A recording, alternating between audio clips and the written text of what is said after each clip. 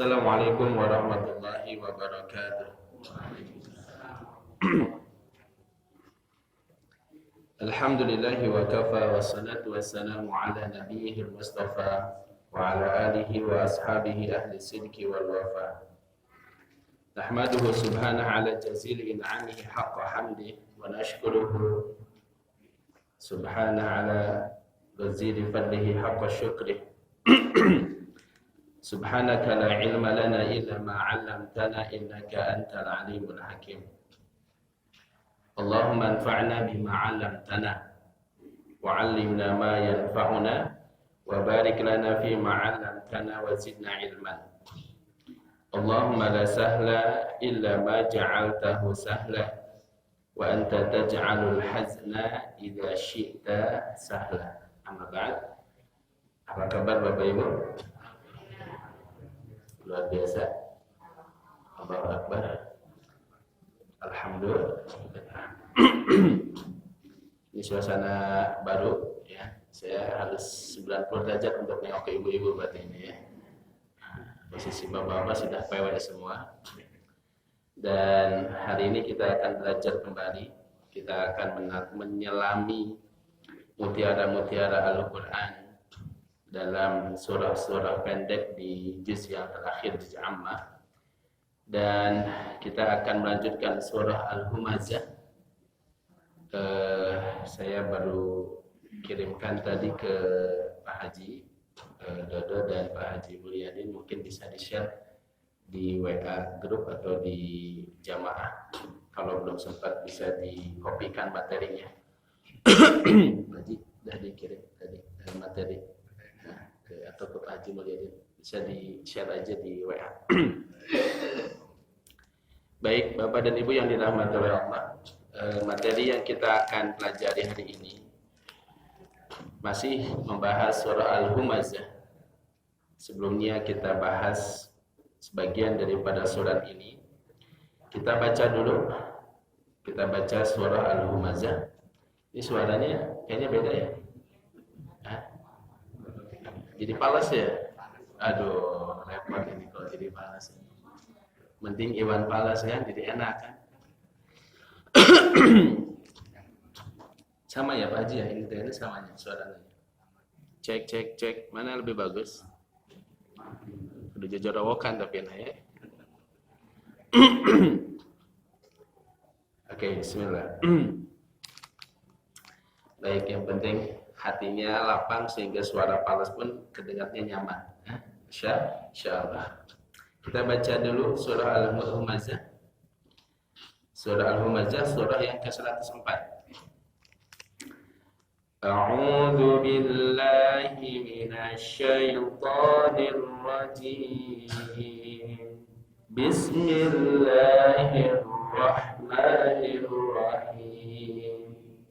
Wailul likulli humazatin lumazah alladzi jama'a malahu wa 'addada yahsabu anna malahu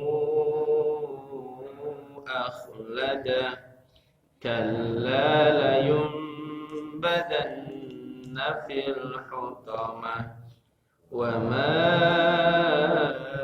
adraka mal hutamah narullahil muqadah allati tattali'u 'alal afidah innaha 'alaihim muqsadah fi 'amadin mumaddadah. Baik. Hadirin yang dirahmati oleh Allah. Ini surah berkaitan dengan perilaku sebagian dari orang-orang kafir Quraisy yang dipimpin oleh Walid ibn Mughirah, ada Akhnas bin Syuraik, ada Umayyah bin Khalaf, para pembesar Quraisy yang sombong-sombong, yang mereka itu memiliki banyak harta, kekayaan, jabatan, posisi di tengah bangsa Quraisy. Dan mereka senantiasa mengolok-olok Rasul, mengejek Rasul, menghina Rasul. Di depan Rasul mereka langsung menghina Nabi, menjatuhkan Nabi. Dan ketika Nabi tidak ada, mereka membicarakan Nabi. Nanti itu ada kaitannya dengan apa yang dimaksud dengan humazah dan apa yang dimaksud dengan lumazah. Ayat yang pertama Allah berfirman, wailun likulli humazatin lumazah. Ada humazah, ada lumazah. Nah, di dalam Al-Quran surah Al-Humazah ini disebut Al-Humazah karena diambil dari ayat yang pertama. Kata yang ada di ayat yang pertama dalam surah Al-Humazah ini.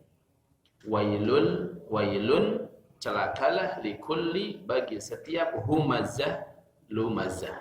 Diambil nama daripada surah ini dari kata humazah yang ada di dalam ayat yang pertama. Dan ini surah termasuk Makkiyah. Apa yang dimaksud dengan Makkiyah? Turunnya, ada yang lebih tepat, sebelum hijrah. Ini sudah yang ke berapa puluh kali. Ya, jadi bedanya Makkiyah dengan Madaniyah bukan tentang tempat, tapi waktu. Waktunya dipisahkan dengan hijrah. Qabla hijrah, sebelum hijrah dinamakan Makkiyah. Setelah hijrah, ba'da hijrah disebut dengan Madaniyah. Maka meskipun dia turunnya di Mekah, kalau setelah hijrah disebut dengan Madaniyah. Walaupun turunnya di Mekah. Kalau turunnya setelah hijrah maka disebut dengan Madaniyah. Karena ada nanti surat yang turun di Mekah padahal setelah hijrah. Misalnya surah An-Nasr yang pernah kita bahas, surat Idza, surat An-Nasr. Nah, dalam surah Al-Humazah ini Allah Subhanahu wa taala mencela menggunakan kalimat wailun. Hurufnya ada 3, waw, ya, lam. Wail. Kata ini begitu mengerikan. Karena kata wail itu bermakna, paling tidak Al-Qurtubi menyebut ada 3. Yang pertama adalah al-khizyu. Artinya adalah kehinaan. Jadi yang namanya wail, ketika dikatakan wailun lakum, itu maknanya al-khizyu lakum. Kehinaan. Al-khizyu artinya apa? Kehinaan.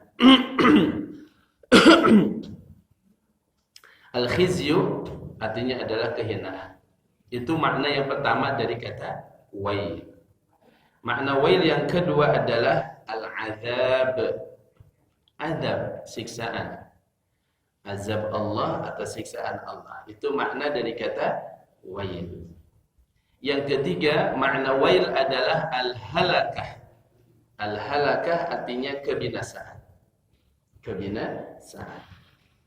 Ini 3 makna dari kata wail. 3 huruf dalam satu kata. Wailun maknanya 3. Yang pertama al-khizyu, kehinaan. Yang kedua adalah al-adab, siksa, azab. Yang ketiga adalah al-halakah atau kebinasaan.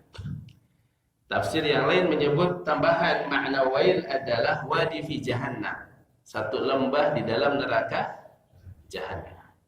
Maka di dalam ilmu tafsir yang harus kita pahami Bapak Ibu, ketika ada perbedaan pendapat tentang satu kata, maka dalam tafsir beda dengan fikih. Kalau fikih ketika ada ikhtilaf, perbedaan dalam satu kalimat, itu bisa memang betul-betul berbeda. Nggak bisa disatukan antara satu pendapat dan pendapat yang lain. Tapi kalau dalam ilmu tafsir, perbedaan pendapat ini dijadikan satu. Maka ketika dikatakan wailul likulli humazatil lumazah, maka artinya adalah kehinaan, siksa, kebinasaan, dan sekaligus wadi fi jahannam, satu lembah di neraka jahannam bagi setiap humazah dan lumazah. Ini surah dimulai dengan wail, dan di dalam Al-Quran tidak ada surah yang dimulai dengan kata wailun kecuali 2 surat. Hanya 2 surat dalam Al-Quran yang dimulai dengan kata wailun. Yang pertama adalah surah Al-Humazah ini, wailun likulli humazah. Yang kedua surat apa, Ibu-ibu? Ya, betul. Pokoknya betul aja insyaallah. Niatnya bagus. Apa, Pak? Al-mutaffifin. Gimana bunyinya? Wailul lil mutaffifin. Jadi 114 surat yang dimulai dengan kata wail di awal surah itu, di awal kata, di awal ayatnya hanya dua ini. Surah Al-Humazah, wailul likulli humazatil lumazah, dan yang kedua adalah surah Al-Mutaffifin, wailul lil mutaffifin. Apa bedanya tentang dua surah ini? Dua-duanya ancaman Allah, peringatan keras dari Allah. Yang pertama, Al-Humazah dan Lumazah berkaitan dengan harga diri seseorang, kehormatan seseorang, kemuliaan seseorang. Adapun di surah Al-Mutaffifin itu adalah ancaman keras dari Allah, peringatan keras dari Allah kepada orang-orang yang melakukan kezaliman dalam persoalan materi, harta. Di surah Al-Mutaffifin Allah mengatakan apa? Wailul lil mutaffifin. Celakalah bagi orang-orang yang curang. Apa kelakuan orang yang mutaffifin itu? Kenapa dia disebut mutaffif? Kenapa dia disebut curang? Cirinya ada dua. Dua orang ini masuk kategori mutaffifin. Yang pertama adalah alladzina hum idza katalu 'alan nasi yastawfun. Alladzina hum idza katalu 'alan nasi yastawfun. Yaitu orang-orang yang apabila nawar, kemana nih kalau nawar ini ke sini apa ke sini? Yaitu apabila dia nawar, kalau langsung ke sini otomatis ini.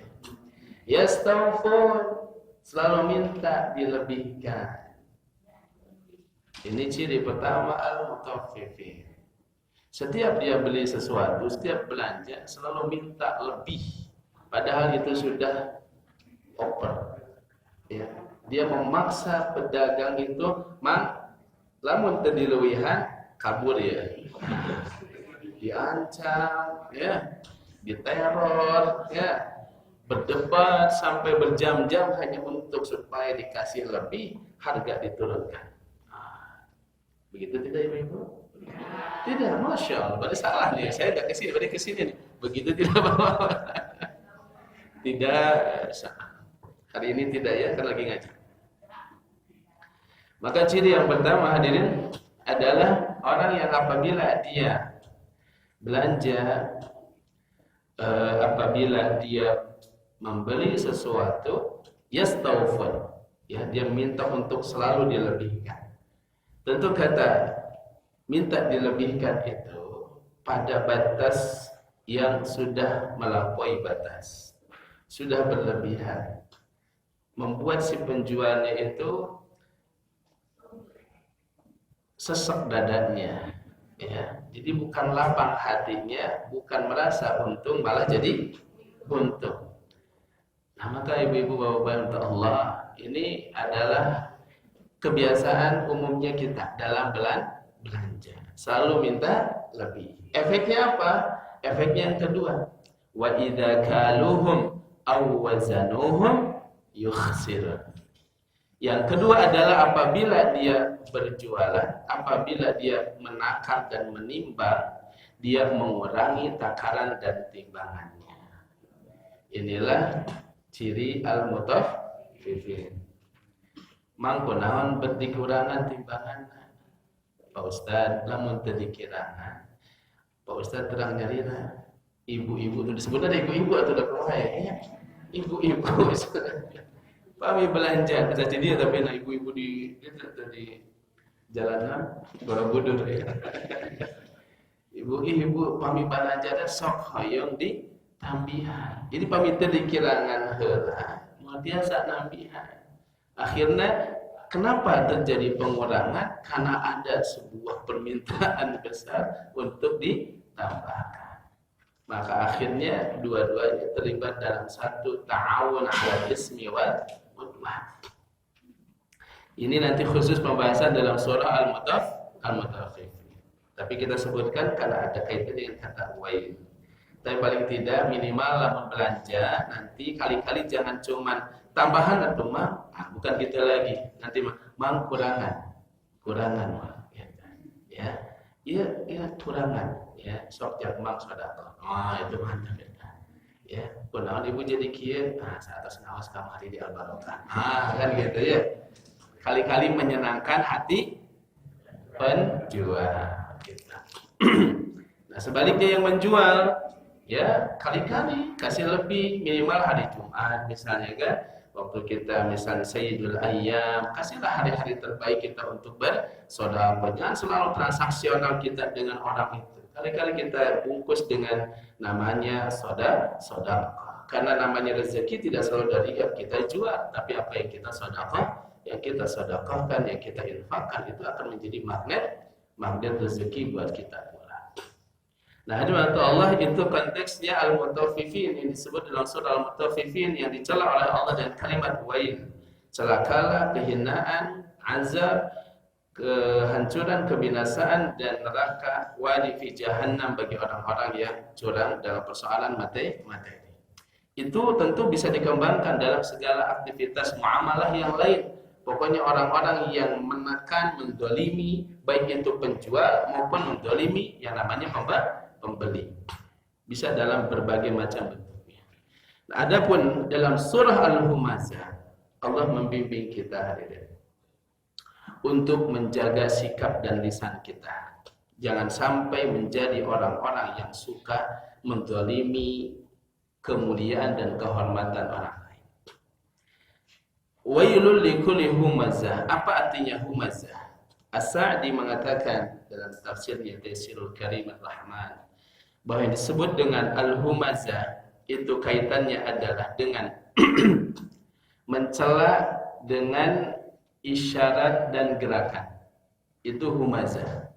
Coba gimana Bapak Ibu bisa praktekkan menghina orang dengan isyarat atau dengan gerakan. Misal gerakan mata atau gerakan tangan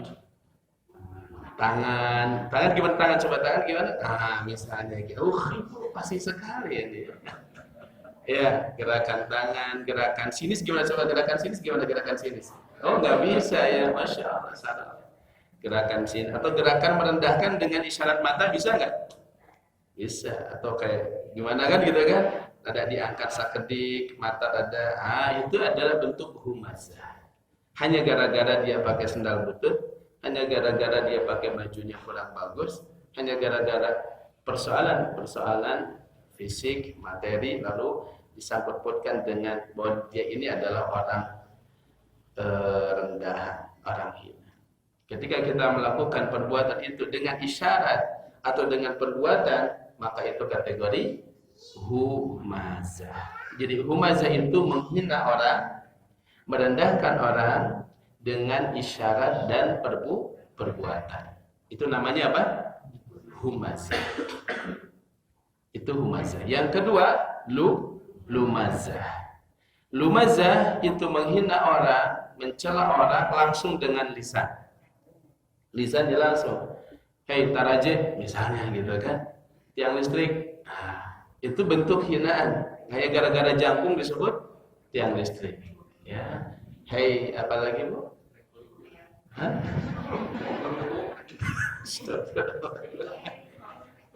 Hei kata wujud kata. Bagi sebagian orang ini seolah-olah bahasa akrab, tapi hindarilah hadirin. Apapun bentuknya, itu adalah bentuk penghinaan. Tapi dia senang, Ustaz, senang itu menurut kita belum tentu hati kecilnya senang. Siapa yang mau disebut kayak begitu? Siapa yang mau disebut buta hejo, gitu kan? Siapa yang disebut si genderuwo? Atau siapa yang mau disebut?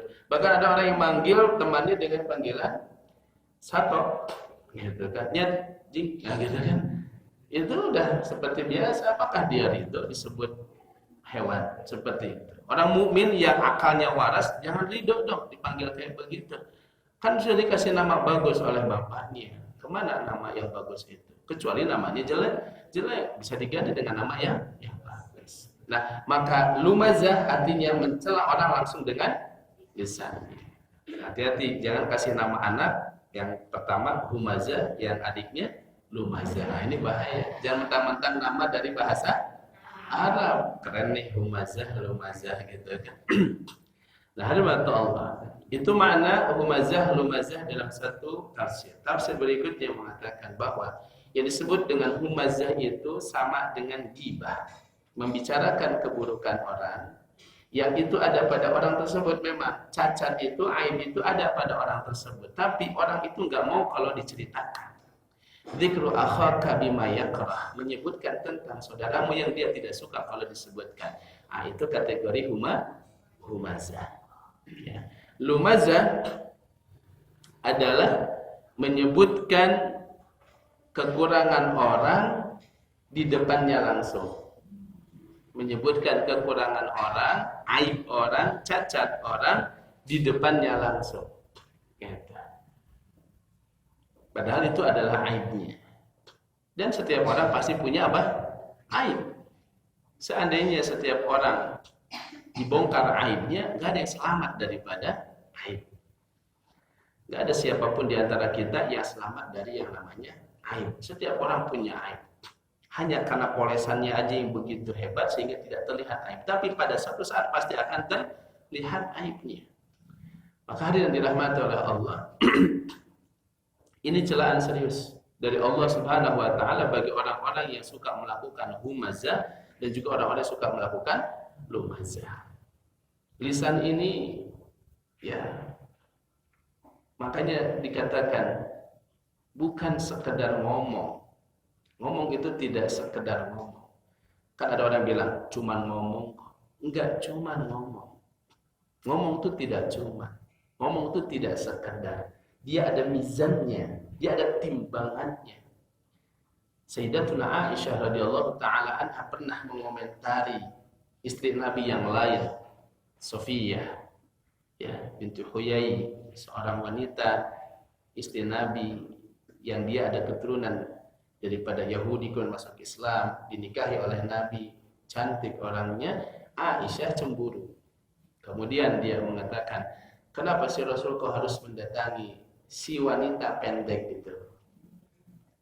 Memang kebetulan Sofiyah itu lebih pendek. Apa kata Nabi SAW? Demi Allah ya Aisyah, jagalah lisanmu dari mengucapkan hal itu, karena bila ucapan itu dicelupkan ke dalam lautan, niscaya warna lautan itu akan berubah karena pengaruh dari ucapan itu. Hanya bilang si pendek karena maksud untuk menghina, mengejek. Nah, hadirin Allah, maka Nabi bilang, idmin li, jaminkan untukku dua hal yang ada di antara janggutmu, yakni mulut, dan yang ada di antara dua pahamu, yakni kemaluan. Admin lakal jannah, aku akan jaminkan untukmu surga. Mungkin kita insya Allah bisa menjaga diri daripada perbuatan zina, menjaga kehormatan kita. Tapi yang banyak gagal di antara saya dan Bapak Ibu semua adalah menjaga lisan. Betapa lisan ini begitu berbahaya kalau dia salah untuk diucapkan. Ya, maka Nabi sampai mengatakan kepada Muaz bin Jabal, ya Muaz, hal yakubbun nasu ala manakhirihim aw ala wujuhihim illa hasaid alsinatihim. Wahai Muaz, bukankah banyak orang yang diseret wajahnya sampai dilemparkan ke dalam api neraka itu karena buah daripada lisannya? Maka Nabi ngasih rumus untuk masalah ini yang masih belum mampu untuk berkata yang baik. Kan ada tuh bawaannya kalau ngomong selalu nyelekit, ya. Ngomong selalu salah, ngomong selalu menyakitkan hati orang. Maka rumusnya kata Nabi apa? Man kana yu'minu billahi wal yawmil akhir falyakul khairan aw liyasmut.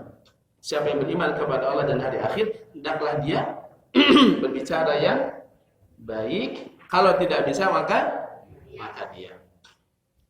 Berarti terapi pertama kalau dia itu ngomong selalu menyakitkan, lebih baik apa? Banyak diam. Karena orang kena pukul kita sakit, tapi mungkin saat itu sudah selesai. Apalagi nggak sengaja. Aduh punten, walaupun mungkin teriris, kena pisau dan segala macam, besok belum selesai. Tapi hati apabila tersayat, sakitnya di mana? Di mana-mana, kemana-mana, dibawa tidur, dibawa, kemana-mana. Ya, habis ketemu orang sakit hati sepanjang jalan terus nyeri, sampai di rumah masih nyeri, dipakai masak nyeri, ya bawa tidur masih kebayang nyeri hati. Berlalu 1 tahun, tahu nggak kamu ibu itu? Mau potong disebutkan si ibu eta, nyeri hati-hati. 10 tahun berikutnya ketemu orang lagi, ibu ini apa? Tolong nyerita saya nyeri hati, bisa sampai 10 tahun, bisa 20 tahun. Ada orang disebut punten sikling gara-gara kulitnya bule. Gara-gara kulitnya hitam. Mohon maaf, oleh masih bibinya lah gitu. Sekarang udah mau 40 tahun usianya, masih ingat. Nyeri hati abdi mau emut ke dia teh. Baheula disebut sikling. Coba bayangkan. Lisan itu bisa begitu, lebih tajam dari apa? Dari silet kan gitu. Nah ini hadirin. Maka falyaqul khairan au liyasmut. Berkatalah yang baik, kalau tidak bisa maka diamlah.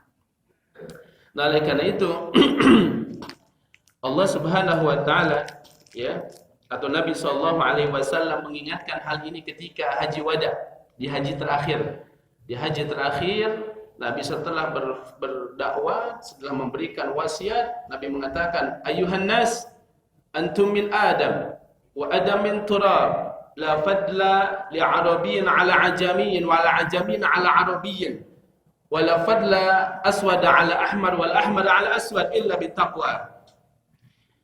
Wahai manusia, kalian itu dari Adam, dan Adam itu dari tanah. Kita semua sama, tidak lebih mulia orang Arab dari orang asing. Orang asing tidak lebih mulia dari orang Arab. Warna putih tidak lebih mulia dari yang hitam. Kulit hitam tidak lebih mulia daripada yang kulit putih. Ingatlah fa inna dima'akum wa amwalakum wa aradakum haramun alaikum. Ketahuilah sesungguhnya darah kalian, harta benda kalian, dan kehormatan kalian haram untuk kalian. Maksud haram apa? Tidak boleh dinodai, tidak boleh dilukai, tidak boleh dirampas. Kahurmati hada, seperti haramnya tanah haram ini dan haramnya hari ini. Artinya mulia. Tanah haram itu kan artinya tanah yang mulia. Saking mulianya diharamkan di tanah haram melakukan hal-hal yang di tempat yang halal boleh. Seperti menebang pohon. Boleh nggak di tanah haram? Nggak boleh, haram. Ya, perang di tanah haram juga tidak boleh. Itu disebut tanah haram. Nah, Nabi sampai mengingatkan itu, harta kalian, darah kalian, dan kehormatan kalian adalah haram. Tidak boleh untuk dinodai, dilukai, diambil, dirampas. Inilah agama kita. Betul-betul menjaga hubungan di antara sesama manusia. Makanya mohon maaf. Sampai Nabi mengingatkan, ada seorang sahabiyat perempuan diadukan oleh sahabiyat yang lain, ya Rasulullah, fulana, seorang perempuan, tusallil laila, dia suka salat malam hari, wa tasumun nahara, dan dia suka saum di siang hari, wa tatasaddaq, dan dia suka bersedekah. Orang baik. Nabi bilang khair, dia ini wanita baik. Tapi ya Rasulullah, ada tapinya satu. Apa tapinya? Tu'dhi jiranaha bilisaniha. Suka menyakiti hati tetangganya dengan lisannya. Apa kata Nabi SAW? La khair fiha. Kalau gitu nggak ada baiknya orang ini. Wahia, ini yang lebih buruk lagi. Nabi bilang, wahia finnar, dan dia akan masuk ke dalam neraka. Artinya tidak hanya cukup masalah sholat kita bagus, tilawah kita one day one juz, sedekah kita one day one juz juga. Ya, satu hari misalnya 1 juta sekali. Bagus semua amal itu, tapi kalau lisan kita tak terjaga sehingga banyak yang tersakiti, Nabi bilang la khair fiha. Maka hadirin Allah Subhanahu wa taala, Ini peringatan keras dari Nabi dan dari Allah. Di dalam surah yang lain, dalam surah Al-Qalam ayat 11, ada orang yang profesinya adalah humazah.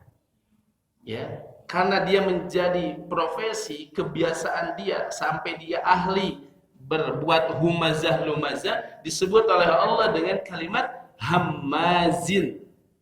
Hammaz dari kata hamazah. Humazah itu orang yang tadi dia mencela orang, menghina orang, tapi sekali-kali. Tapi ada yang profesinya membongkar aib orang. Profesinya mencari-cari kesalahan orang, menyebarluaskan aib dan cacat orang. Orang itu namanya hamazin. Dan di tempat kita ini itulah infotainment yang paling laku, bukan? Betul tidak?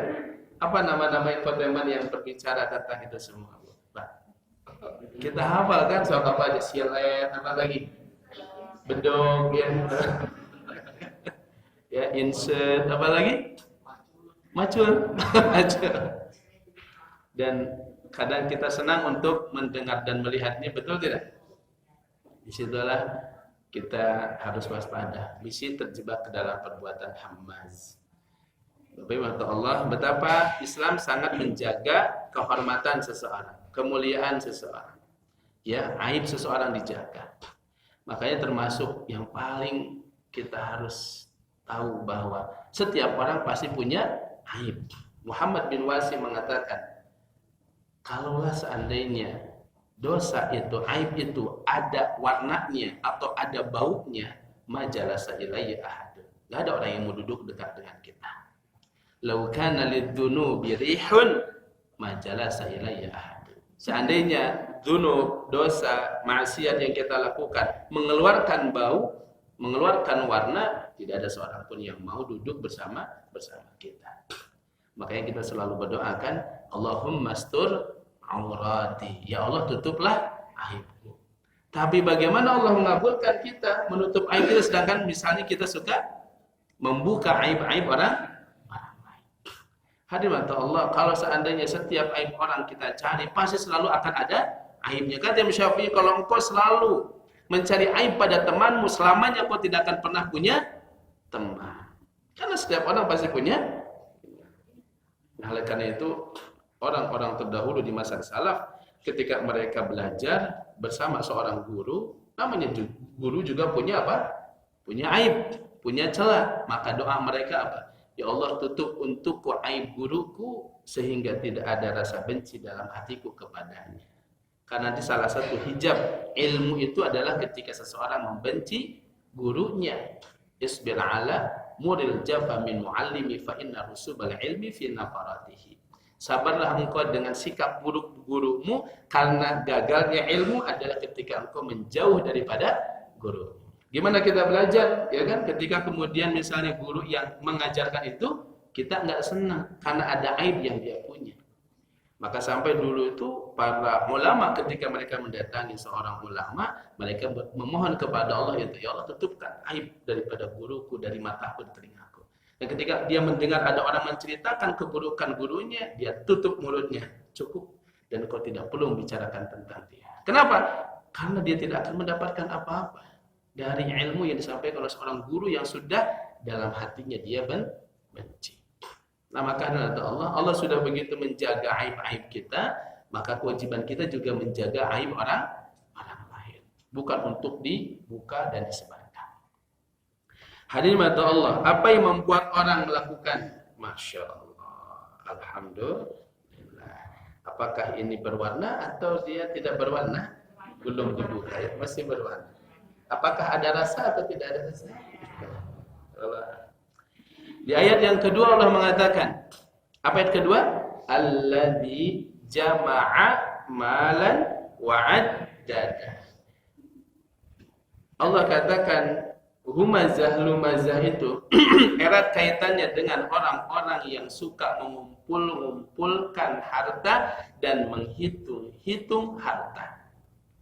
Apa kaitannya? Para ulama mencoba menjelaskan bahwa kenapa disambungkan dengan ayat kedua ini mengumpulkan harta dan menghitung-hitung harta. Pertama, kata jamaah itu artinya ngumpul-ngumpulin. Artinya apa? Fikirnya, hasratnya, semangatnya hanya untuk mengumpul-ngumpul harta. Lalu saking dia itu diperbudak oleh harta, kerjaannya nggak ada yang lain kecuali ngitung-ngitung terus. Ngitung-ngitung terus. Dapat berapa ya, udah berapa ya, tinggal berapa ya, terus adada dari kata adada, hitung, tapi digunakan huruf tasdid adada, menunjukkan dia semangatnya adalah ngitung-ngitung terus, ya, ngitung-ngitung harta. Nah, artinya harta yang dia dapatkan tidak membuat dia taat kepada Allah, tapi melahirkan kesombongan. Kenapa? Karena dia menyangka kekayaannya itu karena kepintarannya. Seperti yang terjadi pada Qarun. Ketika Qarun mendapatkan harta kekayaannya, dia bilang apa, Bapak Ibu? Inna ma utituhu ala ilmin indi. Sesungguhnya aku mendapatkan semua ini karena kepintaranku. Beda cerita dengan Nabi Sulaiman alaihissalam, ketika dia mendapatkan harta, dia mengatakan apa?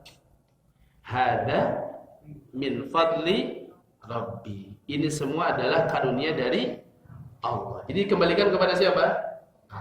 Kalau dikembalikannya kepada diri sendiri, maka yang muncul dalam diri kita adalah al-kibru. Al-kibru itu artinya apa? Kesombongan. Nah, orang yang memiliki harta dalam posisi powerful, dalam kondisi itu dia cenderung ketika dia tidak kembalikan kepada Allah, dia cenderung untuk merendahkan dan menghina orang lain. Disitulah terjadi humazatin lumazah. Ketika apa? Ketika dia merasa dia ini adalah orang yang sempurna dengan harta kekayaan yang dia miliki. Makanya kata Allah, tidak aib orang mengumpulkan harta. Ya, bukan aib orang mengumpulkan harta, tapi yang jadi aib adalah ketika dalam pikirannya, dalam hasratnya yang dia pikir dari sebelum tidur, pas tidur kembali adalah urusan harta. Sehingga dia kumpul-kumpulkan untuk apa? Untuk hanya dihitung. Ya. Nah, kenapa begitu? Karena dia menyangka yahsabu anna maluhu akhlada. Karena dia merasa bahwa hartanya itulah yang akan mengekalkan dirinya. Kalimat akhlada menggunakan fi'il madi yang kata para ulama menunjukkan makna bahwa orang ini begitu yakin bahwa dia hanya akan selamat dengan materi, dengan harta benda, bahwa dia hanya akan bahagia dengan harta benda, bahwa dia hanya akan sukses ketika dia memiliki harta benda. Dan itu yang akan membuat dia kekal, namanya kekal, keluarganya kekal, dan seterusnya. Tapi Allah gunakan kalimat di awal yang kata yahsabu. Sekuat-kuat keyakinannya, tetap dia itu juga ragu. Karena sifatnya orang-orang seperti ini tidak dibangun di atas dasar ilmu dan keyakinan, tapi atas dasar dzon. Dzon itu persangkaan. Tapi karena dia hidup dalam lingkungan yang seperti itu, circle orang-orangnya juga yang hanya hubbud dunia, akhirnya seolah-olah mengkerucut kepada sebuah keyakinan, kita kalau mau bahagia, nggak ada jalan yang lain kecuali hanya dengan ini. Inilah akar-akar kemudian muncul kesombongan dalam diri, sehingga dia kembali tadi ke ayat yang pertama, mudah melakukan humazatin lumazah. Artinya apa? Dia ukur seseorang dengan hartanya, dengan kekayaannya, dengan isi dompetnya, dan seterusnya. Ini yang berbahaya, hadirin Allah. Maka Allah ingatkan kita bahwa apa yang kita sangka itu akan mengekalkan kita, sesungguhnya itu akan kita tinggalkan saat ajal menjemput kita. Nabi SAW mengatakan, yaqulul abdu mali mali, seorang hamba mengatakan hartaku hartaku. Innamalahu min malihi salat, padahal harta baginya itu hanya 3 saja. Apa yang pertama? Ma'akala fa'afna, apa yang dia makan lalu akan hilang, setelah dimakan jadi kotoran. Aula bisa fa'abla, atau yang dia pakai nanti akan jadi usang. Au a'ta, atau yang dia berikan di jalan Allah, fakatana. Wa ma siwa dzalika fa huwa dzahibun wa tarikuhu linnas. Apa yang dia berikan itu yang akan kekal di sisi Allah. Makanya ketika ada seorang kaya raya, kemudian dia suka berbagi, ya, lalu ditanya, kenapa engkau bagi-bagi semua orang? Karena aku mencintai hartaku. Dan aku tahu bahwa aku tidak akan membawa harta ini kecuali dengan satu jalan, dititipkan kepada orang-orang. Saat aku titipkan kepada semua orang itu, nanti saat aku mati, aku bisa menemui mereka dan mengambil kembali hartaku. Adapun yang tidak dititipkan, maka dia tidak akan mendapatkan apa-apa, dan apa yang dimiliki akan menjadi milik ahli warisnya dan seterusnya. Hadirin Allah, ini saja dulu karena waktunya sudah habis. Semoga kita bisa menjaga lisan kita, menjaga perilaku kita, dan menyadari bahwa kemuliaan kita bukan pada materi, kemuliaan kita ada pada keimanan dan ketakwaan kita kepada Allah, kemuliaan kita pada ilmu dan amal yang kita lakukan. Semoga Allah membimbing kita, berikan taufik kepada kita semua menjadi hamba yang terbaik di sisi Allah Subhanahu wa taala. Amin ya rabbal alamin. Ini yang bisa disampaikan. Berarti belum selesai nih ya, masih surah Al-Humazah. Barakallahu fikum. Aqulu qouli hadza astaghfirullah li wa lakum. Wassalamu alaikum warahmatullahi wabarakatuh.